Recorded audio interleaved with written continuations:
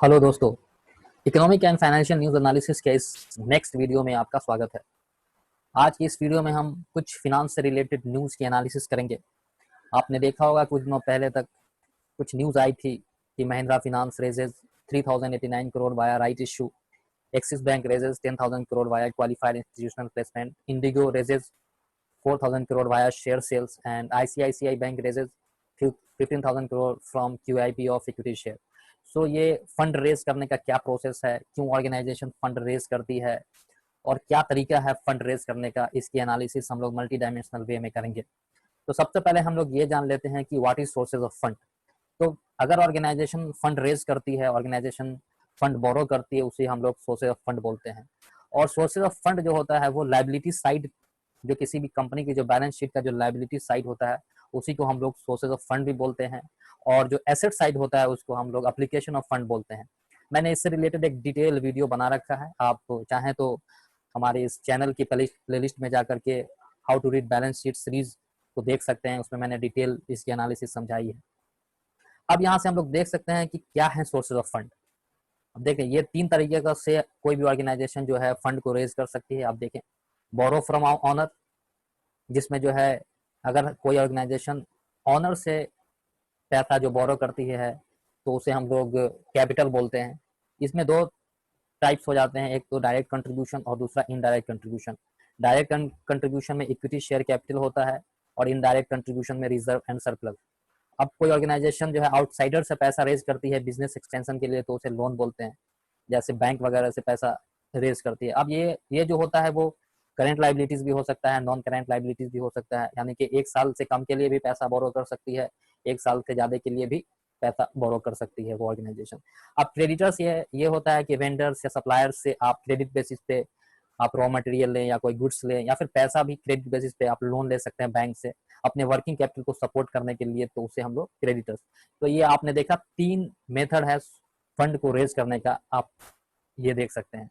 अब आगे बढ़ते हैं इस एनालिसिस में। तो what are all the methods of funding adopted by the organisation, types of organisation के बेसिस पे जो है फंडिंग कैसे जो है डिफर करती है वो इस सेक्शन में हम लोग देखेंगे। तो अगर प्राइवेट लिमिटेड कंपनी है तो उसके पास ऑप्शन है या तो आईपीओ के जरिए पैसा रेज कर ले या फिर आईपीओ के बाद जो फॉलो ऑन पब्लिक ऑफरिंग होता है उससे वो पैसा रेज कर सकती है। स्टार्टअप जो है सीड फंडिंग से, सीरीज एबीसीडी फंडिंग से, बैंक्स, प्राइवेट इक्विटी से, आईपीओ, मर्जर एक्विजिशन या फिर वेंचर कैपिटलिस्ट से पैसा रेज कर सकती है अपने बिजनेस को एक्सपेंड करने के लिए। पब्लिक लिमिटेड कंपनी, यहाँ पे जो मैंने जितने भी कंपनी ली है वो पब्लिक लिमिटेड कंपनी ली है। तो पब्लिक लिमिटेड कंपनी के पास क्या ऑप्शन अवेलेबल है, तो आप देख सकते हैं या तो इक्विटी फाइनेंसिंग के जरिए वो पैसा रेज कर सकती है या फिर डेट फाइनेंसिंग के जरिए पैसा रेज कर सकती है। अब डेट फाइनेंसिंग में प्रॉब्लम यह है कि यहाँ पे जो कॉस्ट जो होगा वो फिक्स्ड हो जाएगा, यहाँ पे जो कॉस्ट हो जाएगा वो वेरिएबल हो जाएगा। इसलिए क्योंकि ये जो डेट फाइनेंसिंग में जो रिटर्न जो होगा वो फिक्स होगा, इसलिए यहाँ पे कॉस्ट फिक्स होगा। यहाँ पे कंपनी अपनी हिस्सेदारी देती है, ग्रोथ में पार्टिसिपेंट हो जाता है कि कंपनी अगर ग्रोथ करेगी तो अगर आप इसमें फंड लगाएंगे तो आपको पैसा होगा, अगर कंपनी ग्रो नहीं करेगी तो आपको नुकसान होगा। लेकिन यहाँ पे ये फिक्स्ड कॉस्ट है। तो जब कभी भी वर्स्ट इकोनॉमी आती है तो जनरली कंपनी जो है ना अपना फिक्स कॉस्ट को सेट करके वेरिएबल कॉस्ट में कन्वर्ट कर देती है। तो आप देख सकते हैं कि अभी के टाइम में जो पैंडेमिक है तो वर्स्ट इकोनॉमी फेज चल रहा है, तो ये सारी कंपनी जो है ना पैसा जो रेज की है वो इक्विटी शेयर यानी कि अपनी हिस्सेदारी बेच करके जो है ये पैसा रेज कर रही है। डेट फाइनेंसिंग में इन्होंने अपना पैसा रेज नहीं किया है क्योंकि डेट फाइनेंसिंग में उनको फिक्स्ड जो है रिटर्न देना पड़ता है, यहाँ पे फिक्स रिटर्न नहीं है, ये आप समझ सकते हैं। अब यहाँ से आप देख सकते हैं कि इक्विटी फाइनेंसिंग में क्या क्या ऑप्शन अवेलेबल है। राइट इश्यू है, क्यूआईपी है, क्वालिफाइड इंस्टीट्यूशनल प्लेसमेंट और ऑफर फॉर सेल। तो अब ये क्या होता है उसको अब देख लेते हैं। तो यहाँ से क्यूआईपी, क्वालिफाइड इंस्टीट्यूशनल प्लेसमेंट, ये क्या होता है, तो ये fund raising tool for the listed company. Listed company जो है उसका जो एक फंड रेजिंग टूल है जिससे वो पैसा ऑर्गेनाइजेशन जो है बोरो कर सकती है। दूसरा यह है it's a process to enable the listed company to raise finance through the issue of QIB.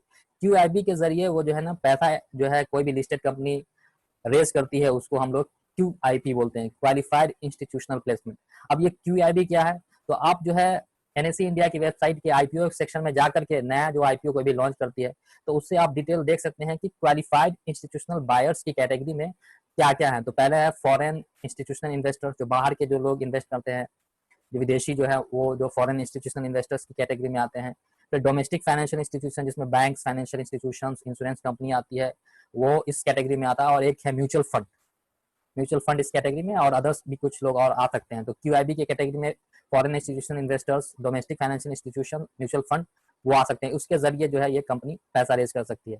अब अगली कैटेगरी है राइट इश्यू। राइट इश्यू में क्या होता है कि कंपनी एग्जिस्टिंग शेयर होल्डर, जिसके ऑलरेडी जो शेयर होल्डर्स हैं उसको शेयर बेच करके पैसा रेज कर सकती है। जैसे कि कुछ दिन पहले रिलायंस ने अभी तक का सबसे बड़ा राइट इश्यू किया था, जिसमें उसने अपने शेयर्स को एग्जिस्टिंग शेयर होल्डर्स को बेचा था, वहां से उसको पैसा रेज कर सकती है अपने डेट को कम करने के लिए। रिलायंस ने ऐसा किया था। और अगली कैटेगरी ऑफर फॉर सेल, जिसमें क्या होता है कि प्रोमोटर्स जो है लिस्टेड कंपनी के, वो अपना शेयर बेच करके जो है पैसा कंपनी में रेज कर सकते हैं कंपनी के एक्सपेंशन के लिए। तो मुझे उम्मीद है कि आपको ये वीडियो बहुत पसंद आया होगा। Thank you so much for watching this video.